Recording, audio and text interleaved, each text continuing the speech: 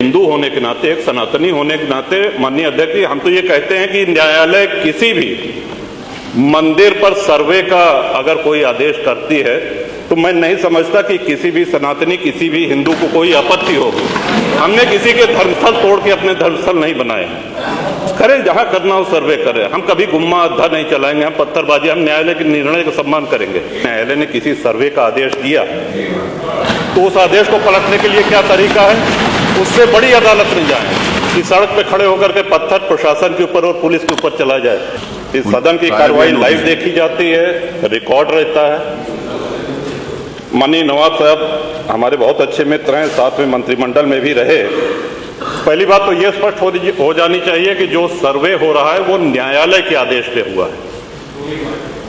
और जितने लोग बोले हैं, इन्होंने पत्थरबाजी का कोई जिक्र, कोई चर्चा नहीं की। अब हम एक चीज तो ये भी जानना चाहेंगे कि क्या पत्थरबाजी करने से न्यायालय का आदेश बदल जाता है?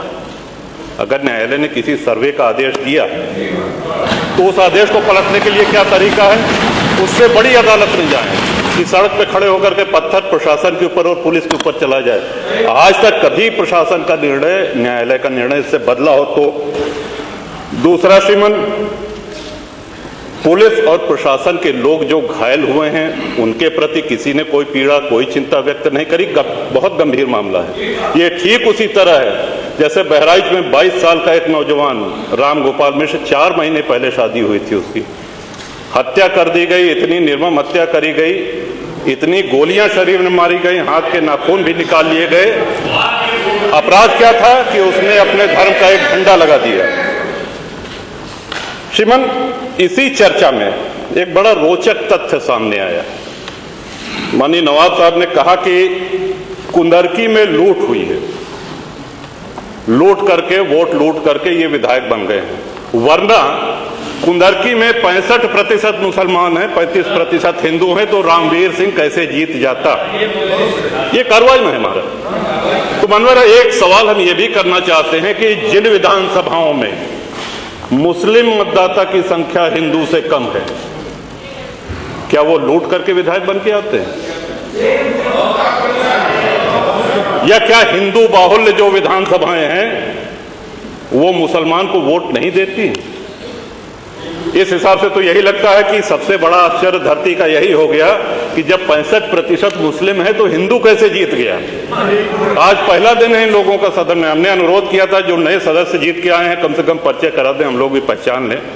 हमारा कोई परिचय नहीं है रामवीर जी से, लेकिन वो निर्वाचित सदस्य हो चुके हैं, सदन के सम्मानित सदस्य हैं। उनका इस तरह से अपमान करना, उनको लुटेरा कहना, ये तो आपत्तिजनक है।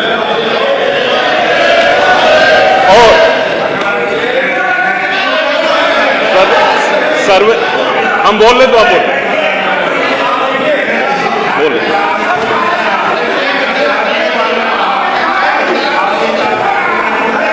माननीय अध्यक्ष जी, 2 मिनट में अपनी बात समाप्त कर रहा हूं। 2 मिनट में अपनी बात समाप्त कर रहा हूं। हम लोगों ने भी बड़े धैर्य से सुना।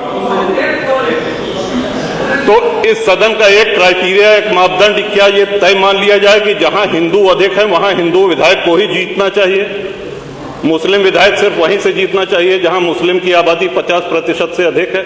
अगर ऐसा नहीं हुआ तो ये मान लिया जाए कि वोटों की लूट हो रही है या विधायक लुटेरा बन के वोट को लूट करके जीत करके आया है, बेईमानी से आया है। तो श्रीमान, ये तो इन शब्दों को कार्रवाई से हटाया जाना चाहिए। ये सदन के विधायक का अपमान है।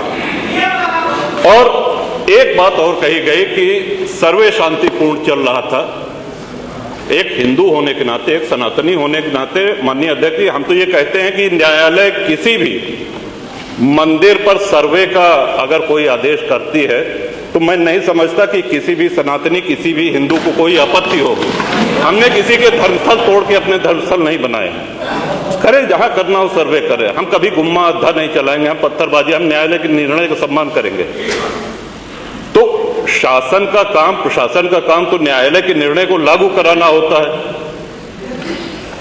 तो इसलिए माननीय अध्यक्ष जी, इस पे चर्चा कराई जाए। चर्चा में भाग लेने की इच्छा इधर भी है, इधर भी है, बहुत से लोगों की है, और चर्चा कराई जाएगी तो बहुत सी सच्चाइयां सामने आएंगी। बहुत बहुत नेता प्रतिपक्ष।